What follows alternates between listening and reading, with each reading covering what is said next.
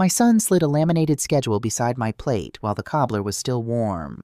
That cobbler was his father's recipe. Walter used to say the secret was a little orange zest and a whisper of cardamom and never rushing the berries. I had baked it every Memorial Day since he passed. Some habits are less about food and more about keeping a person in the room. We were sitting on their screened porch, the one that faced the water. It was the same porch where Walter had sanded every railing by hand. My son Dale sat across from me. His wife Sheila sat beside him. My granddaughter Grace picked at the edge of her napkin, quiet, the way young people get when the grown-ups are saying things they know are wrong, but do not yet know how to stop. At first I thought the paper was a menu, maybe a grocery list for the 4th of July. Then I saw the heading, Summer Shorehouse Schedule. Dale's name was written across 2 weekends in June. Sheila's sister Carol had a stretch in July. A couple I barely knew, the Merrills, had Labor Day. There was even a line that said Rental Trial Weekend. As if my home had become a business plan between bites of dessert. My name appeared once. Mom, Flexible Weekdays. I looked at that line for a long second. Flexible Weekdays. As if I were a visitor who could be fitted in around everyone else. Dale cleared his throat and gave me the smile people use when they have already decided what is best for you. Mom, he said, be honest. A place like this is wasted on one person. The porch went quiet. Not shocked quiet. Not the kind where people look around because someone crossed a line. It was worse than that.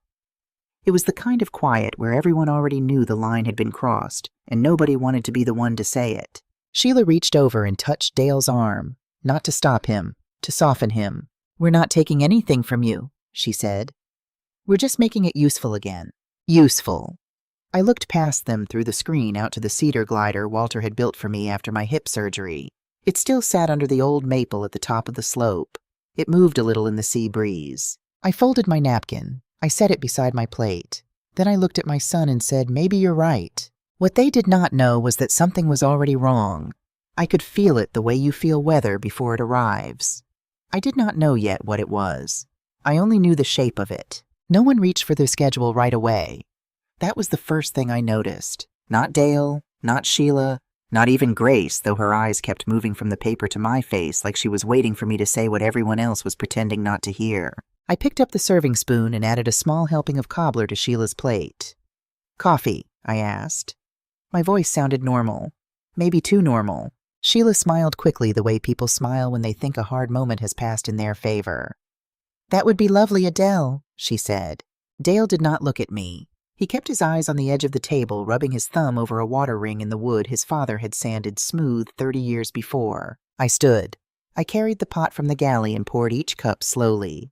Cream for Sheila, black for Dale, a splash of milk for Grace, though she barely touched hers. Around me, the talk started up again. Sheila mentioned how nice the porch would look with lighter cushions. Dale said the dock could bring in good weekend money if it was managed right.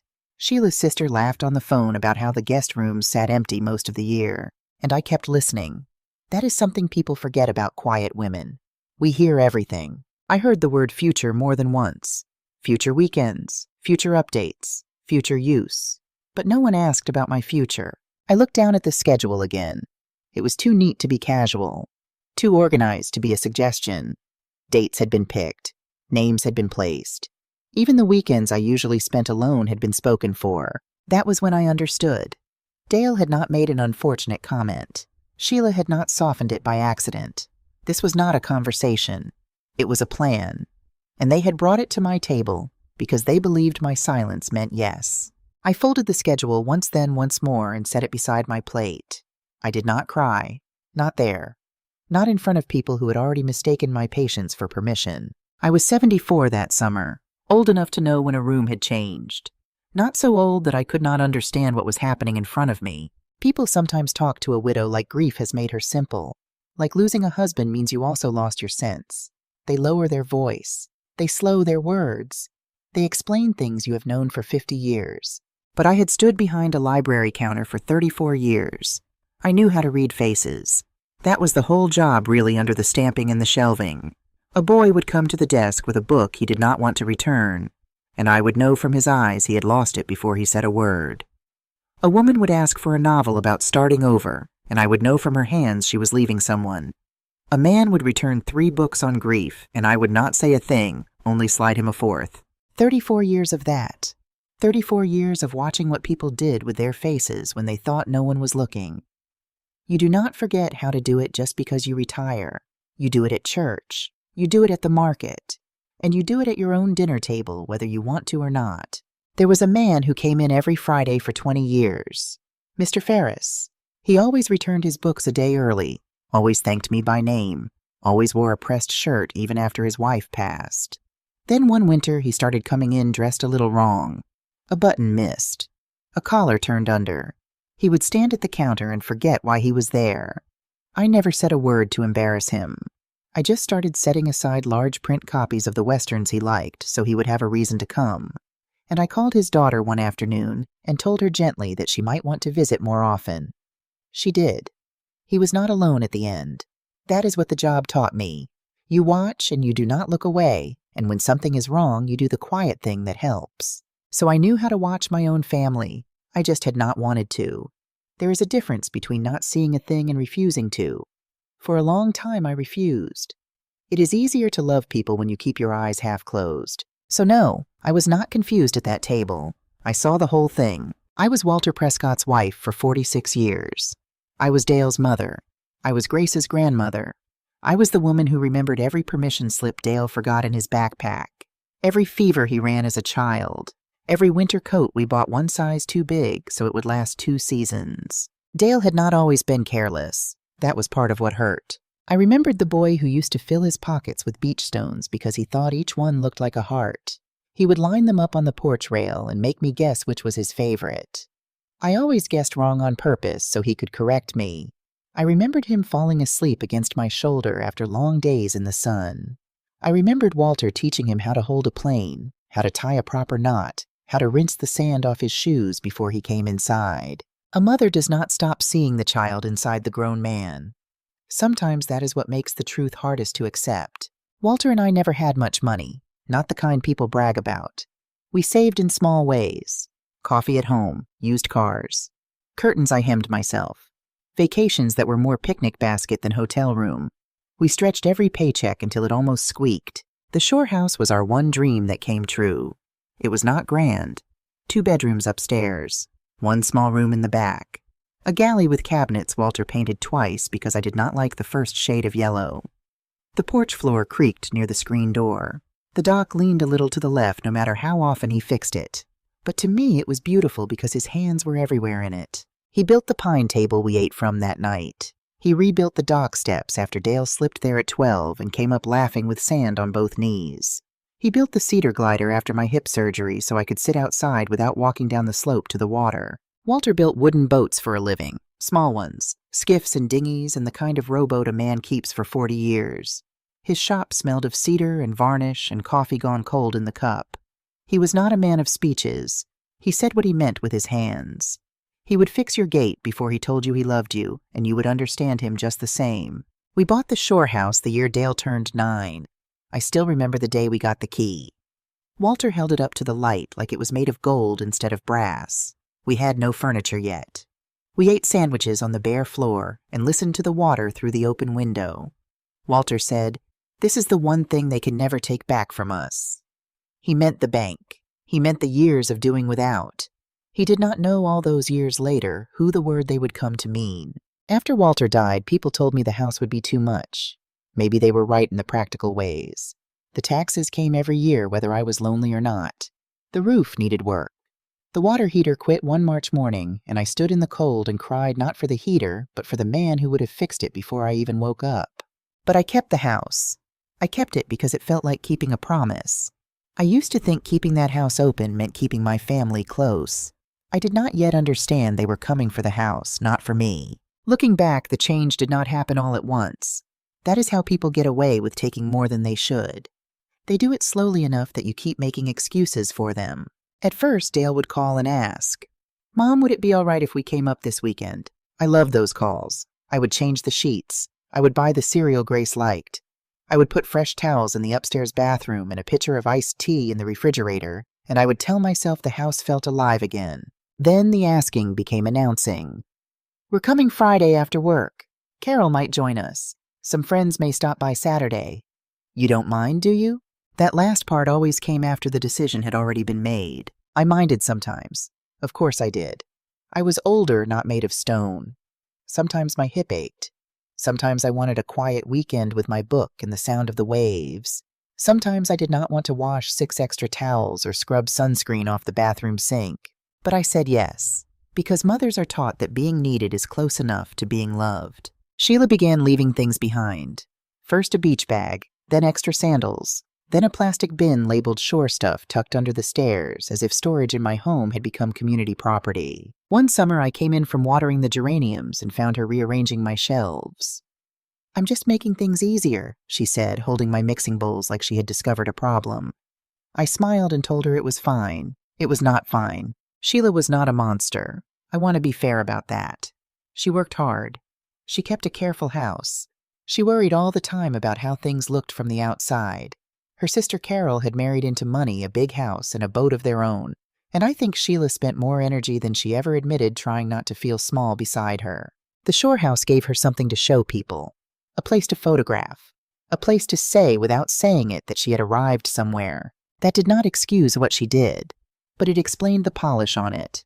She rarely demanded. She suggested. She rarely insulted. She worried. She rarely pushed. She organized. One weekend, they brought friends I had never met, 4 adults and 2 children, and did not tell me until the cars were already in the drive. I made up beds I had not planned to make. I stretched a dinner for 3 into a dinner for 9. Nobody asked if it was too much. They only asked where the extra chairs were. Later that night, Grace showed me something on her phone, embarrassed her thumb half over the screen. Carol had posted a photo online. There was my porch, my water, Walter's table in the corner set with my good dishes. The caption said our shore getaway never disappoints. I read that word 3 times. Then I handed the phone back and told Grace it was a nice picture because she looked so worried. But something inside me folded in on itself and did not fully open again. Dale started talking about the house differently too. He called it the family place. When he spoke to friends, he mentioned the taxes as if he paid them.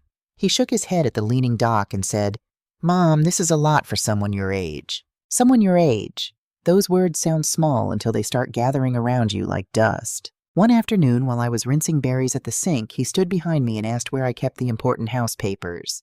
Just in case, he said. Just so someone knows. I told him they were where they had always been. He nodded like that answer bothered him, and he did not bring it up again that day. But I remembered it.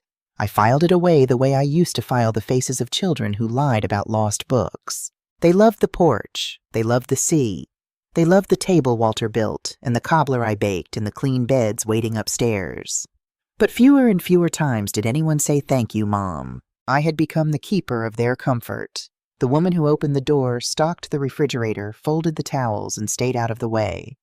And somewhere along the line, I stopped feeling like the owner of my own home. The glider was still there under the maple when Dale said the house was wasted on one person. I could see it through the screen moving gently in the breeze, the way it had moved on quiet mornings when Walter was still here, and the coffee was still hot beside us. He built that glider after my surgery. I had been stubborn, of course. I told him I was fine, that I could walk down the slope to the water if I took my time. Walter just looked at me over his glasses and said, "Adele loving you means making the hard things easier." 3 days later, he came home with cedar boards in the back of his truck. He sanded every piece by hand. He measured the chains twice. He tested the seat before he let me sit in it as if he were building a bridge instead of a swing. When he finally helped me lower myself onto it, he stood back with sawdust on his shirt and said, "Now the sea can come to you." That was Walter. He loved in practical ways. Fixed hinges, sharpened knives, filled the gas tank. Left notes beside the medicine bottles so I would not forget. Dinner ended the way those evenings always did. Plates carried in. Cobbler wrapped in foil. Talk about the drive home and the traffic on the bridge. Sheila hugged me at the door. She kissed the air beside my cheek. "Think about what we talked about Adele," she said. "We just want you comfortable." Dale squeezed my shoulder and told me not to worry so much. "It's a good plan, Mom. You'll see." Then they drove away with coolers in the trunk, leftover cobbler on the seat, and my silence tucked neatly behind them like permission. The house felt different after they left. Not peaceful. Emptied. I stood in the front room for a while, listening to the refrigerator hum and the porch screen tap softly in the wind. Then I started cleaning because that is what I had always done after they visited. I washed the cups. I folded the napkins. I wiped the crumbs from the table Walter built. Upstairs, I stripped the guest bed. That was when I saw the folder. It was tucked halfway under Sheila's overnight bag, which she must have forgotten in the corner. A cream-colored folder with a silver clip and neat printed pages inside. I should have left it alone. At least that is what polite women are taught to think. But the first page had my address on it. Not Dale's, not Sheila's, mine. The title read Shore House Transition Plan. I sat down on the edge of the bed before I turned the page. There were renovation notes, paint colors, rental estimates, a list of minor repairs labeled before guest launch. One page showed the upstairs bedrooms renamed like a bed and breakfast. The blue room, the captain's room, the sunrise suite. Then I saw it. Convert current primary bedroom into premium sea view suite. Move Adele's belongings to the back room until condo arrangements are finalized. For a moment, I could not feel my hands. My bedroom. The room where Walter and I had slept under the old blue quilt. The room where I had listened to him breathe during those last hard nights. The room where I still kept his robe folded in the bottom drawer, because some grief does not need to be explained. They had not forgotten me. They had placed me. I read the line again. Until condo arrangements are finalized, so they had already picked the ending. They had already decided I would leave.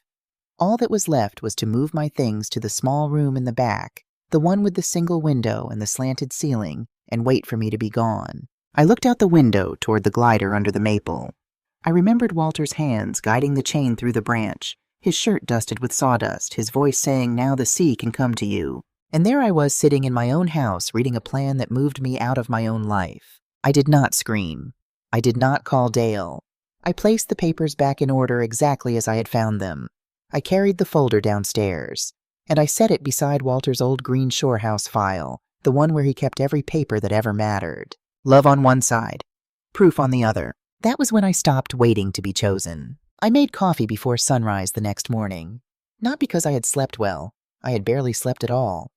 I kept seeing that line from Sheila's folder, the one that moved my life into the back room as neatly as if I were a lamp they had decided no longer matched the furniture. I sat at the table with Walter's green folder on one side and Sheila's cream folder on the other. Love and proof. That was what they looked like to me in the gray light. I did not feel angry exactly. Anger would come later. That morning I felt something quieter and harder. I felt awake. For years I had been half asleep in my own life, saying yes before I heard the question. Now I was awake, and being awake changes what you are willing to allow. At 8:30, I called a real estate attorney in town. His name was Howard Radley. Walter had used him years before for a boundary dispute with a neighbor's dock, and I remembered that he spoke plainly. I valued that more than charm. His assistant asked what the appointment was about. I said, I need to know exactly what I own and exactly what I should protect. There was a pause on the other end. Then she gave me a time for Wednesday morning. When I walked into that office 2 days later, I carried both folders in a canvas tote. I had the deed, the property tax bills, the insurance papers, the repair receipts, Walter's letter, the unsigned papers Dale once called just for convenience, and Sheila's shore house transition plan. Mr. Radley was older than I remembered, with reading glasses pushed up on his forehead and a desk covered in neat stacks. He read quietly. That was the thing I appreciated most.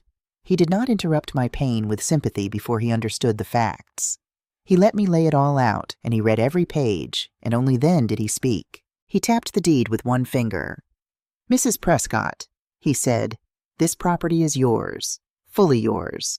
Your son has no ownership interest here at all." I had known it, but hearing it out loud made something inside me settle. It is one thing to believe a truth. It is another to hear a man in a suit say it while your papers sit on his desk. He explained how it happened. Walter had transferred the house fully into my name 10 years ago, 2 years before he died. Because it was a transfer between husband and wife, there had been no gift tax to worry about. At the time, Walter had said it was just practical. Simpler that way, less trouble later. Now I understood it differently. Then Mr. Radley looked at the papers Dale had brought months earlier, the ones about adding his name to the deed. He held them at arm's length and read them twice. "I'm glad you didn't sign these," he said. I looked at my hands in my lap. So am I. "Do you remember what he told you when he brought them?" "He said it was for convenience," I said.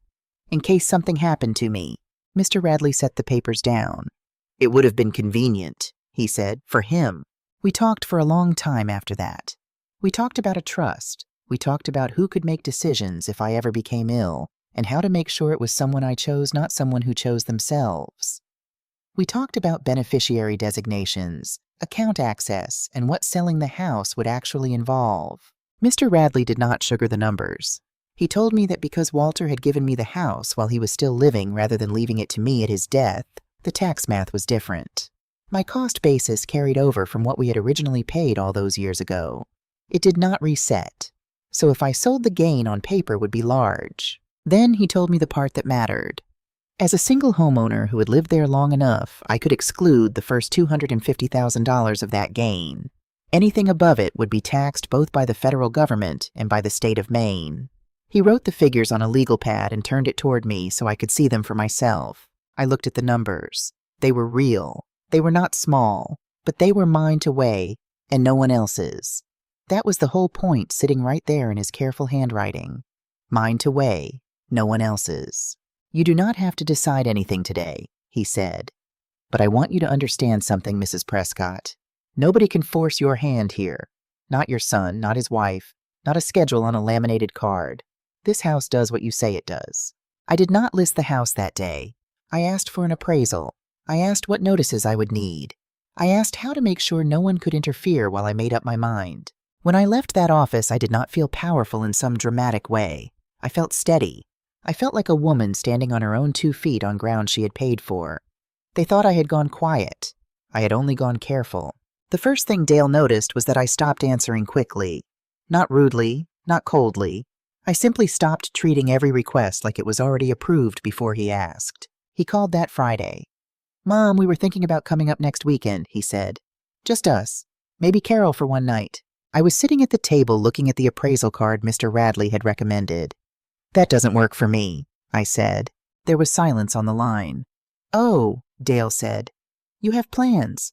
Yes. I did not explain that my plan was to sit in my own house without washing anyone's towels. I had spent 40 years explaining myself. I was done for a while. He gave a small laugh. Well, we can work around you. That sentence told me everything. Work around me. In my house. No, I said gently. The house is not available that weekend. He did not like that. I could hear it in the way he breathed through his nose, a sound I had known since he was a boy who did not get his way. A few days later, Sheila called. Her voice was sweet enough to frost a cake. Adele, I hope you didn't take anything the wrong way at dinner. Dale worries about you. We all do. That's kind, I said. And have you thought more about the condo idea? There's a lovely place near town. 1 floor, no stairs, very manageable, and Dale would worry less. I'll think about what is best for me, I said. Another pause. Not because I had said anything harsh, because I had left no opening for her to step through. She was used to a door that swung when she leaned on it. She had just found a wall. After that, the calls came more often. Dale asked about the dock. Sheila asked if I needed help sorting closets. Dale wondered where I kept the spare keys. Sheila mentioned that paint samples were still in her car just in case. Just in case, she kept saying, as if the case were already coming, as if it were only a matter of time. I answered less. I explained less. I apologized not at all. For the first time in years, I began to understand how much of my life had been held together by my automatic yes. Yes to the visits. Yes to the extra guests. Yes to the rearranged shelves and the labeled bins and the caption that said, "Our." When that yes disappeared, they felt the floor shift under them, and they did not like the feeling. They did not know about the attorney. They did not know about the appraisal. They only knew that the woman they had counted on to bend had suddenly become very still. I read Walter's letter again the night before the appraisal. I waited until the house was quiet. Not just the quiet a room gets when people leave. The deeper kind. The kind that lets old memories come walking back in. I took the green folder from the drawer of the small desk by the window and carried it out to the porch. The glider moved in the dark beyond the screen just enough for the chains to make that soft, familiar sound. Walter believed in paperwork. Keep every paper where you can find it, he used to tell me. Memories are for the heart. Records are for the world. So in the bottom of that folder behind the deed and the tax records and the dock permits, there was a letter. He had written it near the end when his hands had become too thin and the house had started sounding different because we both knew one of us would be left in it alone. I had read that letter only once. Afterward, I tucked it back inside because some words are too heavy to carry every day. That letter had stayed in that folder for 8 years. I did not know I would need it until my son used the word wasted. His handwriting was weaker in the letter than it had been on the folder tab. The letters leaned a little. Some words were pressed harder than others, as if he had rested between sentences and started again with whatever strength he had left. "My Adele," it began. I sat there with the porch lamp glowing beside me and read every line. He wrote that the shore house had never really been about wood windows or the water. It had been about peace. It had been where we brought Dale when he was small, where we rested after hard years, where we learned that ordinary days could still feel rich if you had coffee weather and someone you trusted beside you. He wrote about the morning we bought it the sandwiches on the bare floor, the way I had cried when he handed me the key. He remembered things I had forgotten. That is a strange gift to be reminded of your own life by someone who is running out of his. Then he wrote something that made me put the page down. "Do not let anyone turn your peace into their plan." I covered my mouth with my hand and looked out toward the water. I could not see it in the dark. I could only hear it the same sound it had made for 46 years. Walter had known. Maybe not the details. Not Sheila's folder. Not Dale's schedule. Not the word wasted spoken over warm cobbler. But he had known me. He knew I would give until giving became a habit. He knew I would excuse the people I loved. He knew I might confuse being needed with being cherished and spend my last good years serving people who had stopped saying thank you. That was why he had moved the deed years earlier. At the time, he called it practical. Now I understood.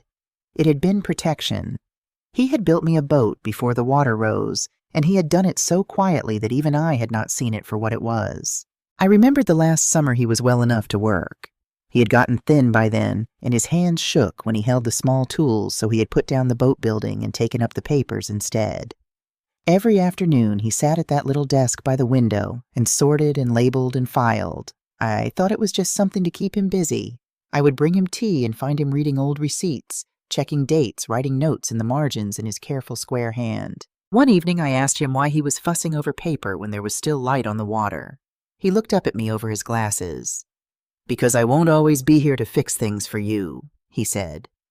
"So I'm building you something that doesn't need me." He said it plainly the way he said everything, and then he went back to his sorting, and I went out to the porch so he would not see me cry. I did not understand it then. I thought he meant the roof, the taxes, the boiler. I thought he was leaving me instructions. He was leaving me armor. And 8 years later, on a summer night with a folder in my lap, I finally put it on. I thought of all the years after he passed. The checks I wrote when Dale's furnace broke. The dental bill I helped cover for Grace. The holidays I hosted even when my back ached. The extra groceries. The quiet loans I never called loans. The birthdays. The beds made. The porch light left on for cars that arrived after midnight and left before I woke. I had never kept score. But somewhere along the way, they had started counting what they thought they were owed. And a person who is counting what they are owed will always find a way to feel short. There was one more line, the one I would not fully understand until the day Dale said the house was wasted on me. If they ever make you feel like a guest in the home we built for your peace, let it go before it takes you with it. I read it 3 times. Then I folded the letter and held it against my chest for a while the way you hold something warm on a cold night. And I made my decision on that porch in the dark with his words in my hands. I would not fight for a seat at a table that was already being measured for other people. I would build a new table, and this time I would decide who sat at it. After the appraisal, things moved slowly. That mattered to me. Nothing happened in a burst of anger. Nothing happened overnight. I have watched other people blow up their lives in a single afternoon and spend years cleaning up the mess. I did not want that. I wanted to move like Walter measured, twice carefully before a single cut. The hard part was this practical one. If I put a sign in the yard and listed the house the usual way, someone would see it. A neighbor, a friend of Dale's, Carol scrolling on her phone between photographs of her own good life. The whole town would know before my own son did, and I did not want him to hear it from a stranger. I did not want a scene in a grocery aisle. Whatever else Dale had become, he was still the boy who lined up heart-shaped stones on my porch rail. I would not humiliate him in public. I would just stop letting him take from me in private. So Mr. Radley connected me with an agent who worked quietly. No sign, no public listing. She would bring buyers to me by introduction, only people she already trusted one at a time. off the open market. It would be slower. It would be private. That suited me exactly. There were phone calls, documents, questions, quiet mornings when I almost changed my mind because I saw Grace's old height marks penciled inside the pantry door, a ladder of little lines climbing from when she was 4. Selling a house that held your marriage is not like selling an old chair. Some days I stood by the counter and remembered Walter buttering toast in the morning light, humming something with no tune.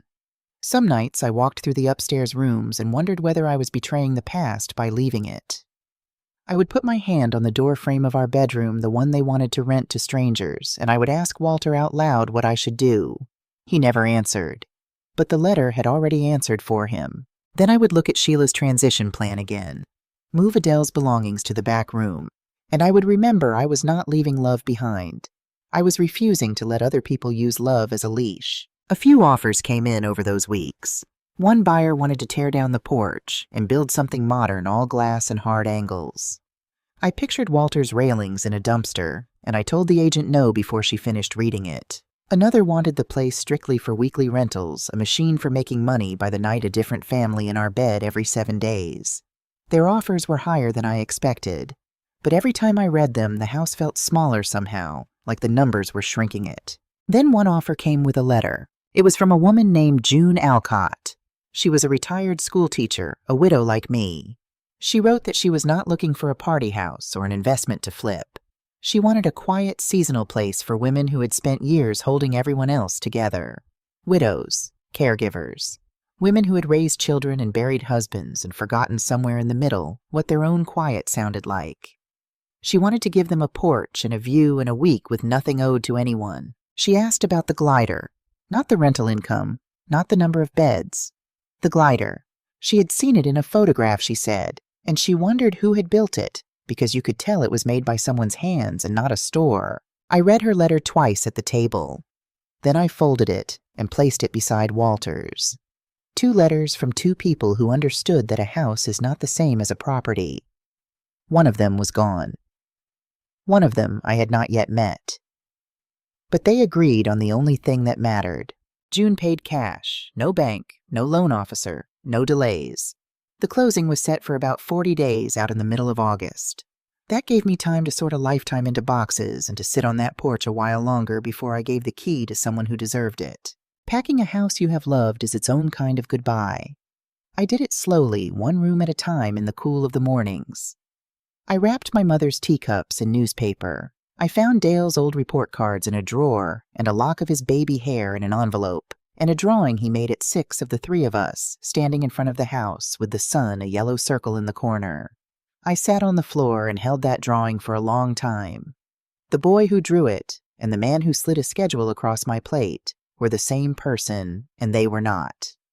And both of those things were true, and both of them hurt. I decided what came with me and what stayed. The teacups came.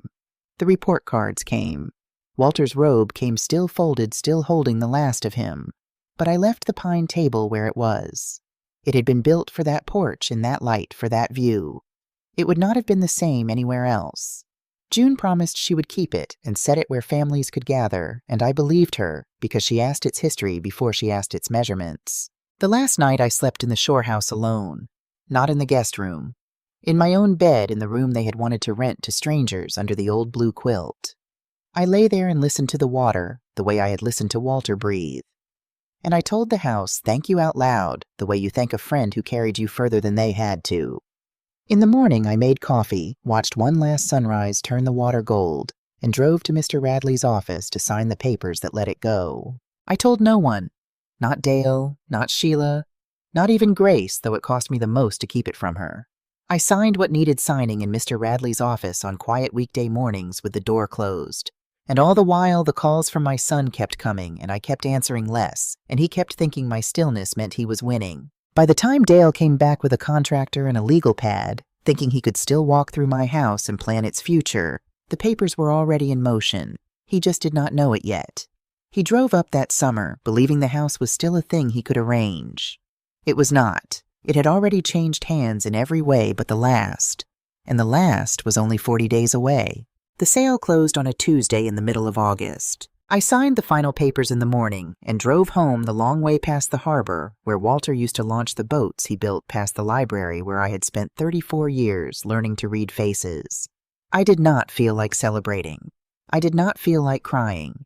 I felt like a woman who had finished a long job and could finally set down the tools. Dale and Sheila had gone quiet those last weeks, stung, I think, by my stillness. They stopped driving up. The calls thinned out. Sheila sent one more condo listing with a note that just said, "Thinking of you," and I did not reply. They lived 2 hours away in a town where no one knew my agent, and no one had seen a sign because there had never been one. So they did not know. June had not yet moved her things in. From the road, nothing had changed. The porch was still my porch. The glider still moved under the maple. But the deed in the county office now carried a different name. Then on a Thursday, Dale called. "Mom," he said, brighter than he had been in weeks.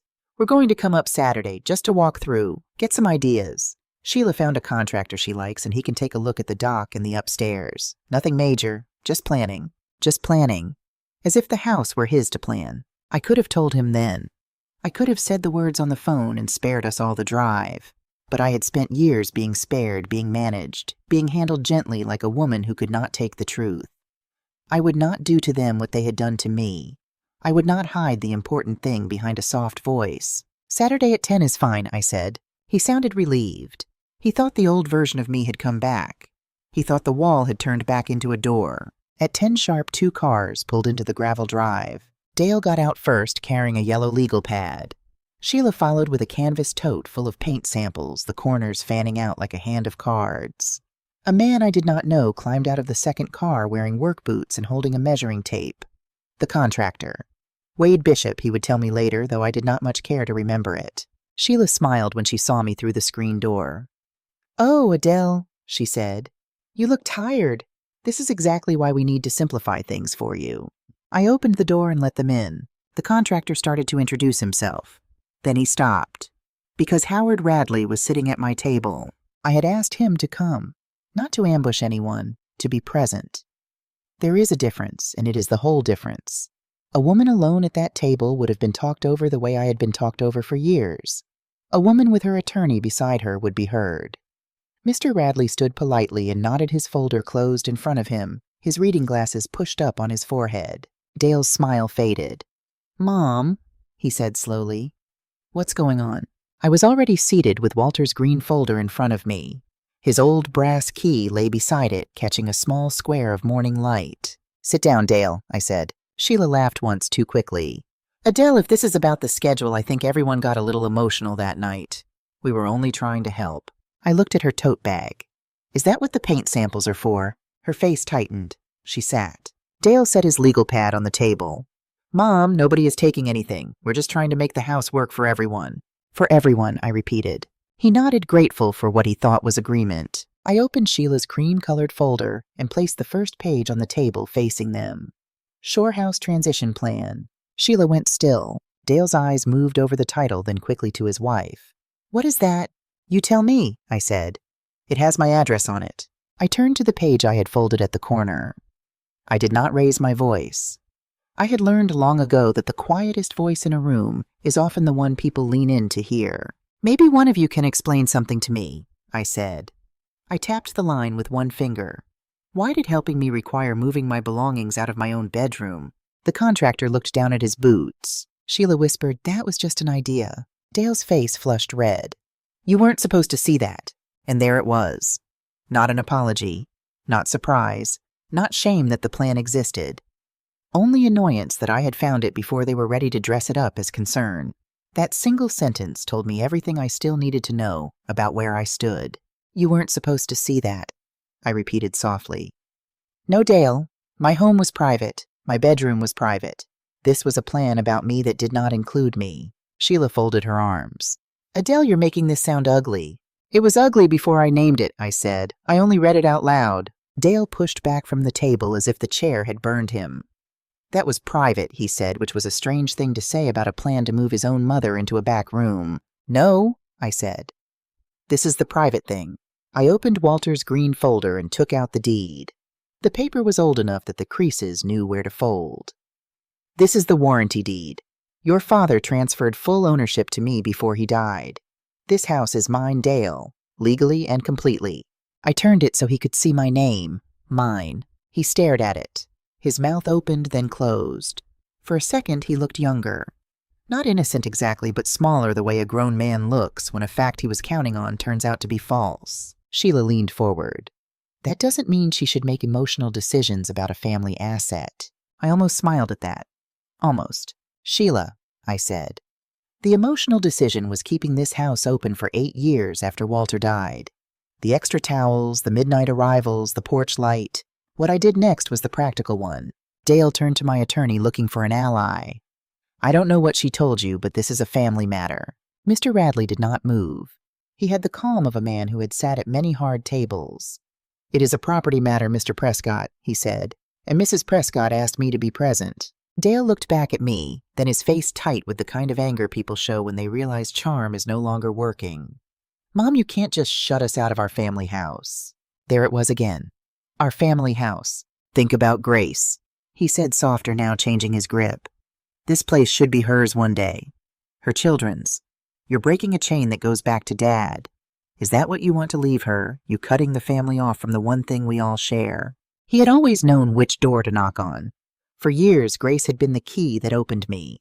And for a moment, the old reflex rose up, the urge to fold, the urge to keep the peace by giving him what he wanted. But I thought about the folder. Move Adele's belongings to the back room. I thought about who had actually broken the chain, and it was not me. If you wanted this to be Grace's someday, I said you would not have written a plan to rent out her grandmother's bedroom. You do not get to hold my granddaughter over my head while you measure my house for strangers. I am leaving Grace something. I am leaving her the memory of a woman who finally said no. She will need that more than she needs a dock. Your father thought about this house, Dale, I said. I took Walter's letter from the folder. My hands trembled once and I let them. I had earned the right to tremble. He thought about what would happen to me after he was gone. He wrote me a letter about it. The room went still. Even Sheila stopped moving. I unfolded the page, and I read them the line. If they ever make you feel like a guest in the home we built for your peace, let it go before it takes you with it. No one spoke. Dale looked at the table. Sheila looked at the window. The contractor looked at the door, clearly wishing he had stayed in his truck. He was talking about you, I said quietly. Both of you. He did not know your names for it. But he knew it would come. He knew someone would one day make me feel like a guest in my own life. And he told me what to do when they did. I set the letter down. Then I took out the last document and laid it flat on the table where they could both see it. The house has been sold, I said. Dale blinked. Listed. Sold. The papers are signed. The closing was Tuesday. The house is no longer mine, and it was never yours. Sheila's face changed first. Her eyes went to the paint samples, then to the contractor she had hired to renovate a house that already belonged to someone else, then back to me. To who? She asked. A woman named June Alcott. Dale shook his head. A stranger. Yes, I said. A stranger who asked about the glider before she asked what she could get from it. A stranger who wrote me a letter about peace instead of a schedule about profit. She is going to fill this house with widows who need a place to breathe. I can think of no better use for the home your father built. Sheila's voice came out thin. What about the summer? I closed the folder. The summer is no longer yours to schedule, I said. The contractor quietly picked up his measuring tape, murmured that he would wait outside, and stepped through the door. Nobody stopped him. Nobody even looked at him go. The hardest part was not watching Dale lose the house. It was watching him realize he had lost the right to call it his. Sheila stood first. She gathered her paint samples so fast that several slipped from the tote and scattered across the floor, little rectangles of a future that had never belonged to her. She did not pick them up. This is unbelievable, she said to no one to the room. Dale stayed in his chair, staring at the closed green folder. You sold it, he said. Not a question anymore. Yes, to someone who respected what it was. Sheila gave a short, bitter laugh. So that's it. You're going to divide this family over a house. I looked at her then. Really looked at her the way I used to look at a child who blamed the teacher for the grade he earned. No, Sheila, I said. The house did not divide this family. The plan you built around me did that. I only refused to hand you the last piece. Her cheeks colored. She had no answer because there was none. Dale stood slowly. Anger came first. It always does when people are caught before they are ready to be sorry. You should have talked to me, he said. I did, I said. For years. Every time I said I minded. Every time I said the house was a lot of work. Every time I told you I liked my quiet weekends. You thought listening meant waiting for me to finish so you could keep going. That is not the same thing. That quieted him. Not enough to make him apologize. Not yet. But enough to make him look away. They left without hugging me. I stood on the porch and watched their 2 cars back down the gravel drive and turn onto the road, the contractor's truck following behind. I waited for the sadness to arrive and crush me. It came.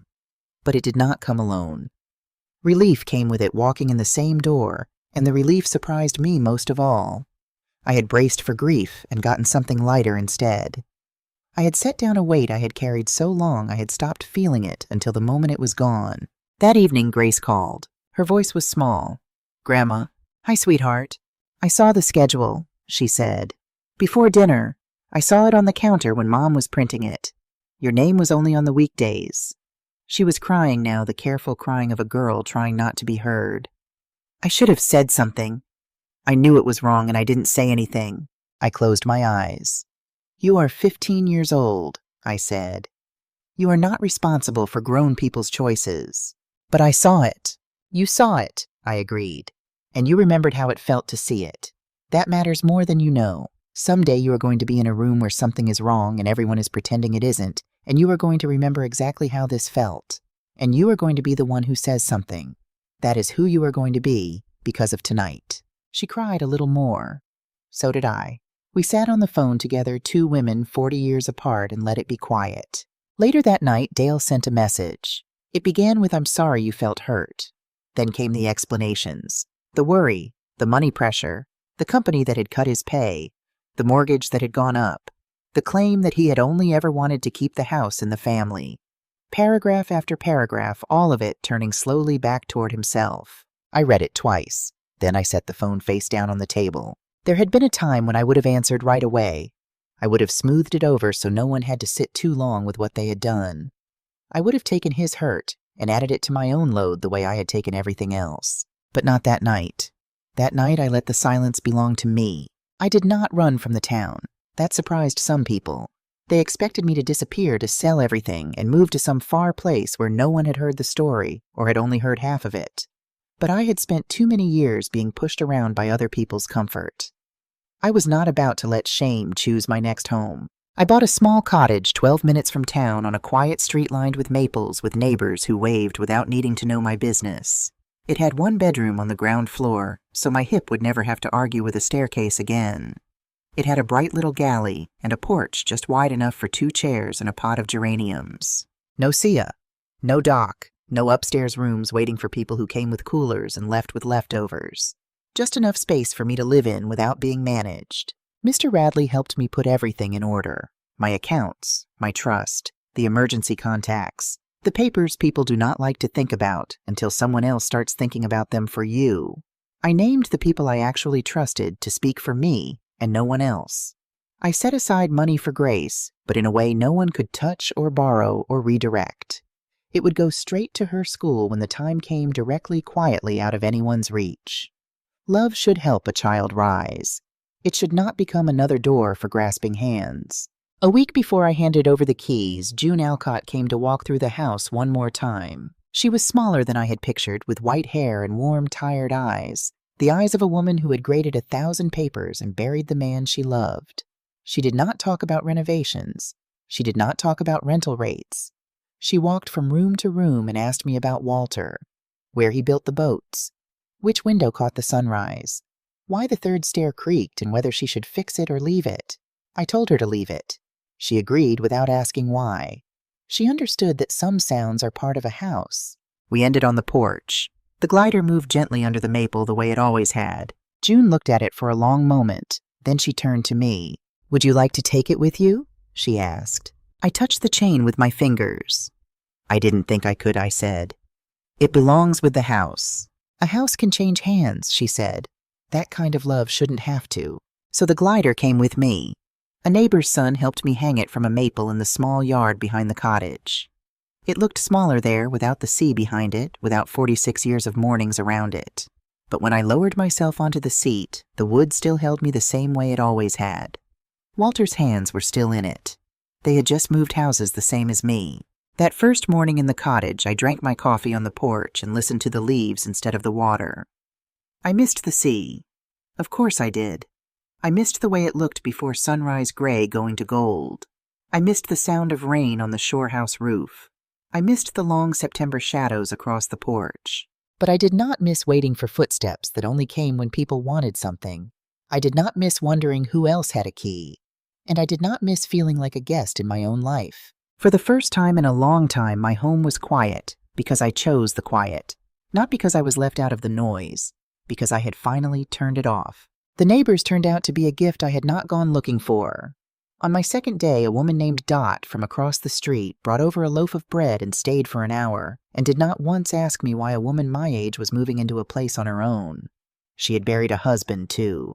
She knew that some stories are not for the doorstep. We took to having coffee on Tuesdays. Just coffee. No schedule, no agenda. She never once told me the cottage was too small for me, or too big, or wrong in any way.